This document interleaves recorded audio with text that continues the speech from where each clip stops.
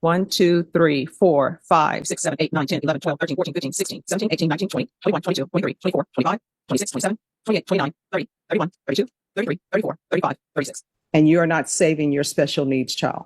All right, we can go off the record. You're going to have to get your life in order. If you don't, your life is going to continue to spiral out of control. But you're an adult. Your son is not an adult. Your son is 100% dependent on you, upon you, and you're just doing foolish things. The court is going to find you guilty, and the court is going to sentence you to. Hello. Hi, Emily. Oh, could I have a file stamp for this case? For the state? This one starts off rough. Judge Boyd is face to face with a mother who somehow turned neglect into a way of life, child endangerment, drug abuse, a history with CPS that reads like a rap sheet, and yet she walks in acting like she's the victim. It's like watching a train wreck argue with the tracks. Judge Boyd never raises her voice. She just calmly dismantles the woman's delusions, one by one. Honestly, it's surgical. At some point, you have to wonder, how many second chances should someone get when it's the kids who suffer every time? Let's get into it. Defense? Michael DeLeon for Ms. Hernandez. And are you Ms. Hernandez? Yes, ma'am. Did you review the document entitled Motion to Enter Adjudication of Guilt and Revoke Community Supervision with your attorney? Did you understand it? Yes, Your Honor. And counsel, I know you were recently appointed to represent Ms. Hernandez. Are you waiving your time? We are waiving any type of preparation period, Your Honor. I believe we have come to a resolution. All right. Are you the same Victoria Irene Hernandez who was placed on deferred adjudication in 2020 CR 8599 for the offense of abandoning a child with intent to return on January 4th, 2021 for a period of 3 years? Is that you? Yes, ma'am. All right. State. Yes, Your Honor. Violating condition number 13 on or about the 23rd day of April 2024 in Bear County, Texas. Defendant Victoria Irene Hernandez did then and there operate a motor vehicle without a valid Texas driver's license in violation of condition number 13. How do you plead to that? True or not true? Under waiver of remaining violating conditions. Any objection? No objection, Your Honor. Did you understand by pleading true to violation of condition number 13, the court could find it true, grant the motion, find you guilty, and sentence you up to 2 years in the state jail facility and up to a $10,000 fine? Is there a proposed agreement? So there's not. All right. State, what are you requesting? State's requesting verification. Defense, what are you requesting? Your Honor, probation had made a recommendation to extend for 1 year placement Ms. Hernandez in a DDRF, followed by mixed supervision and a parenting class. And as the court could see, she was in felony drug court. DDRF was held in abeyance last time as an option, and she is motivated to go to DDRF, be successful in it. Apparently the wait is only 3 to 6 weeks, and that's what we're asking the court to do. All right. Ms. Hernandez, I don't think you're a good candidate for probation. And let me just tell you why. This isn't just bad parenting, it's legally reckless behavior, and the courts don't play around with that, especially when the child has special needs. In many states, actual harm doesn't even have to occur. Just putting the child at risk is enough to trigger automatic child welfare investigations and potentially felony charges. Prosecutors don't need to prove damage, just danger. And that kind of legal exposure, it turns into hard time real quick. Felony drug court is an intensive form of probation. I know that.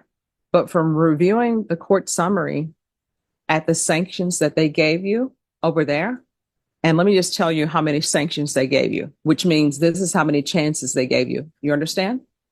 So it's 1, 2, 3, 4, 5, 6, 7, 8, 9, 10, 11, 12, 13, 14, 15, 16, 17, 18, 19, 20. 21, 22, 23, 24, 25, 26, 27, 28, 29, 30, 31, 32, 33, 34, 35, 36. That's what you're coming to this court with. 36 times felony drug court was seeking to work with you. So you see where my mindset is? And do you understand why? Yes, Your Honor. And so I placed you on probation here. Well, it was heard on March 9th, 2022, and that's when you were sent to felony drug court. So I don't think you're a good candidate for probation. Judge, if I could Yes. One thing for Ms. Hernandez, the good thing about felony drug court for her was that it is our belief that it has worked. She has been clean since September, and if she was tested today, she's going to come up negative. Mhm. So, it's not like she totally, yeah, there's several things that she did do correctly in felony drug court.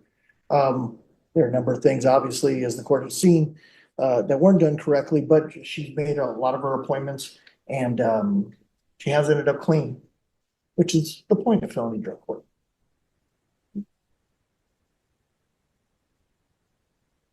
I just don't think you're a good candidate. I mean, felony drug court. I mean, there are major issues, but instead they are still trying to work with you.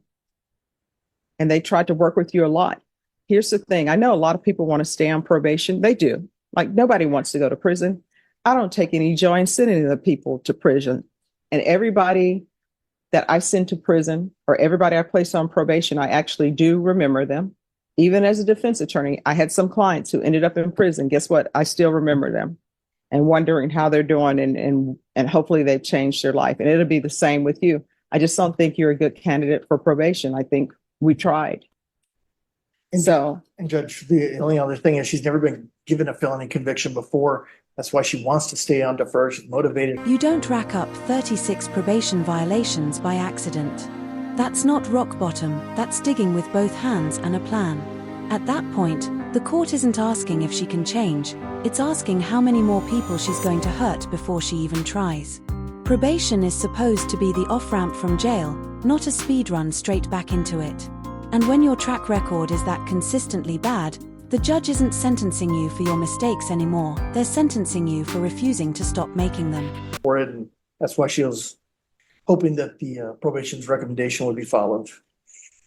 all right, this is what I'm going to do. I'm going to find 13 true. I'm going to revoke, find you guilty. Anybody else? Hmm? How about before all the past few years? Judge. Yes. So I was going back and forth with the drug court personnel in this case, and there is some concern if she is given a sentence JSAT. Oh, it's not going to be JSAT. Okay. Okay. All right. And what was the concern though? Now you've piqued everyone's interest. Judge, they feel that a JSAT sentence is not the reason why she was kicked out of drug court and so forth. They just don't think JSAT would be appropriate. And some other concerns in regards to her child. So if she was given, from my understanding, there is a CPS open case for neglect and possible abuse. Not on me, on the father. Okay. There's an open case. And state you're asking for revocation? So we are not opposed to revocation, but we are not with JSAT. Okay. Judge, if I mean, may. what I can tell you, I wasn't going to give her judgment satisfied. I just, let me just tell you what my thought processes were. Yes, My sir. thought process in reading everything was I saw that there's a child involved, right? This case involves a child and it's abandoned with intent to return. So I understand, and I understand that that child, they're telling the report is special needs, Yes. but she's making horrible choices. So DDRF only lasts for long, probation only lasts for long. If we help her continue, she has a possibility of, one more chance. And the court has given plenty of chances before, but if she's given one more chance, there's a possibility that one day she's going to be still with this child, and that child needs a stable parent, and DDRF will help in that potentially. And you are not saving your special needs child. So where is the child now? He is with his father at the moment. The CPS case is on the father and the current girlfriend. And So let me get this straight and correct me if I'm wrong. So you are saying that there's allegations of abuse, and those allegations are abuse against the father who he's with? Yes, Your Honor. And the case has been open for about they opened one CPS case, my court did, because of the what they had found in my phone. And then the caseworker got in touch with What did they the find? father. Wait, raise your right hand for me, please. Do you solemnly swear and affirm the testimony you give will be the truth and nothing but the truth? Yes, Your So Honor. help you God. Yes, Your Honor. All right. So State your name. Victoria Hernandez. What did they find in your phone? Like, so later on, they said that it was because like the autism doctor recommended that they lock the door at night. But I thought like they were just locking my son in the room like all day. And so that's what drug court found on my phone when they were going through our messages, was me like getting mad at the dad about locking my son in the room. And so they called CPS for neglect. And then the dad got another CPS case because I believe the school called CPS for neglect as well. All right. Any objection to somebody from drug court zooming in? Objection. No objection. All right. Just have a seat. Drug court is going to zoom in so we can get to the bottom of what's going on. Hi, Judge. How you doing today? All right. How are you doing? I'm great. I don't know about you, but her story's got more holes than a ceiling fan in a thunderstorm. Drug court isn't about to treat random text messages like gospel, especially when there's a vulnerable child and an abuse allegation in play. And let's be real, schools don't just call CPS because a kid had a rough day. There's a legal threshold they have to meet, and if they cross it, something serious went down. She's either leaving out major details or trying to spin this into a sympathy narrative. Either way, it's the kid who ends up paying for the adult's chaos. I miss you guys. We miss you too. Okay. All right. Ms. Hernandez, if you'll come down. We're back on the record in 2020 CR 8599, State versus Victoria Hernandez. All right. So we have Officer Garcia by Zoom. Any objections to her being by Zoom? Defense? No objection, Your All Honor. right. And the state has already stated that they do not have any objections. Officer Garcia, could you raise your right hand for me, please? Do you solemnly swear and affirm the testimony you give will be the truth and nothing but the truth, so help you God? Yes, Your Honor. All right, you can lower your hand. Do you waive any confidentiality that Ms. Garcia has as it relates to your time in felony drug court? Her talking about. Oh, no, I don't mind. All right, so you're giving up that right. Yes, Your Honor. All right.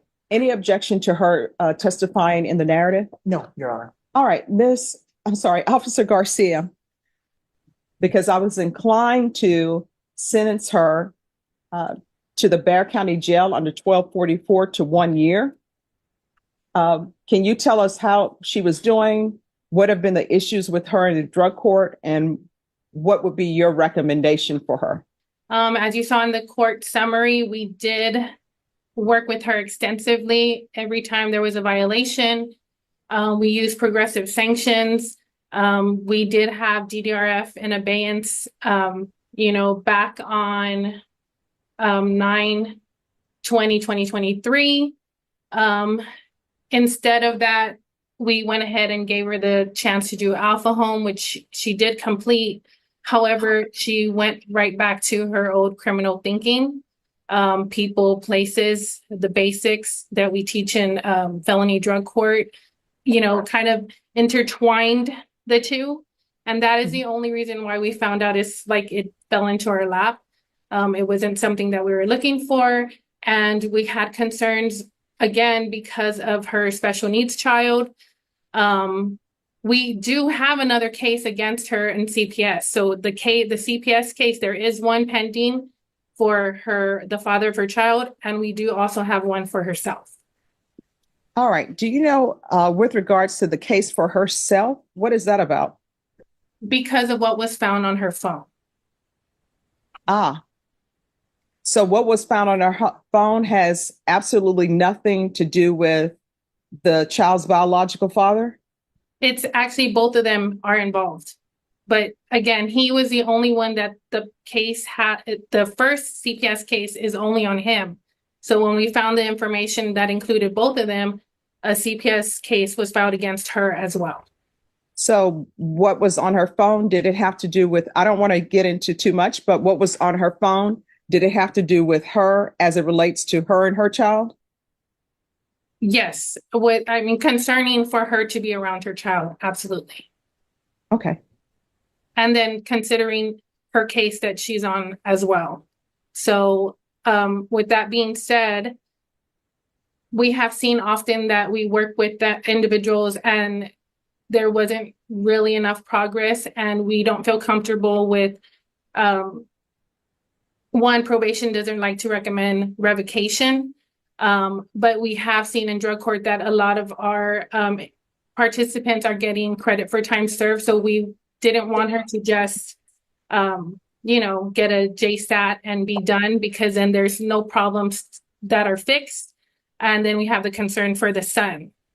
So that is very concerning. If I could recommend revocation without the JSAT, I would. And I would like to. That's what I would like to happen. All right. Do you have any questions? I do, Judge. All right. Officer Garcia, Yes, sir. throughout her time throughout felony drug court, she tested negative on multiple occasions, correct? She did. However, she also tested positive. How long ago was that? Let me check. Drug test. This is the legal equivalent of trying to smuggle an elephant into the courtroom and calling it a purse. You can't tell the judge you've been clean and compliant while conveniently skipping over the fact that CPS is actively investigating you for child abuse. That's not a slip-up, that's a calculated attempt to rewrite the narrative. And the courts don't just reject that, they take it personally. Once you start hiding critical facts, you're not defending yourself anymore, you're digging your own credibility grave right in front of the bench. Well, she did have a no-show, so to us, that was April the 17th. That is considered a positive in felony drug court. Let's see, her last positive would have been September of last year. That's all I have for you. Thank you. Mhm. All right. And Officer Garcia, you all are not willing to accept her back. Is that correct? No, Judge. We worked so much with Miss Victoria, and it just seems like we hit a wall at this point. All right. Thank you so much for zooming in on such short notice. I appreciate it. Yes, Judge. You have a good rest of your afternoon. Okay. All right. Bye-bye. Bye-bye. Are you still insisting that what was in your phone was not related to you? I wasn't aware the second time around that a CPS case was put on me. I've been in jail. No. My question is, are you still saying that what was on your phone? And I would argue that, she has done several things right. She's also done several things wrong, but there was several things she did participate in the felony drug program and did a lot of good things. So we want the court to reflect on that. All right. This is what the court is going to do. Court is going to revoke you. Let me see. Where is the trial court certification? Handed it to the court.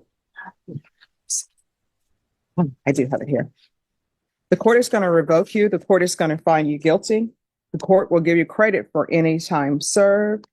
The court will give you credit if you successfully complete an inpatient treatment, because I see there was some inpatient treatment maybe through Alpha Homes.